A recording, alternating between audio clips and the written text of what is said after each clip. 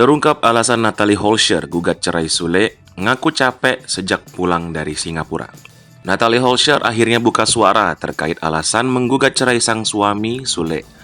Diketahui bahwa Natalie Holscher menggugat cerai Sule pada 3 Juli 2022 secara online. Bahkan, gugatan cerai Natalie Holscher pada Sule diduga Putri Delina lah sebagai pemicunya. Namun belum lama ini, akhirnya Natalie Holscher menanggapi terkait alasannya menggugat cerai sang komedian. Natalie mengaku sebenarnya meninggalkan rumah sang suami di Tambun, Bekasi, lantaran rumah tangganya bersama Sule sudah tidak sehat untuk diteruskan. Bahkan dirinya mengaku, gara-gara perkara tersebut, mereka tidak saling sapa dalam satu rumah. Hal tersebut terjadi sejak dirinya pulang liburan dari Singapura. Tak hanya saling sapa meski dalam satu atap, Natalie mengaku bahwa dirinya pisah kamar dengan Sule. Sejak memutuskan meninggalkan rumah, ia mengaku tak ada lagi komunikasi dengan komedian Sule.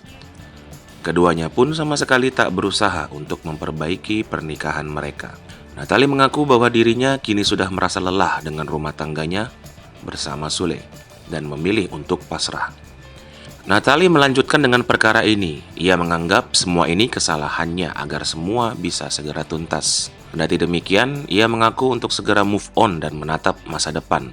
Sebagaimana diketahui, sidang perdana perceraian tersebut akan dijadwalkan berlangsung pada 20 Juli 2022 mendatang.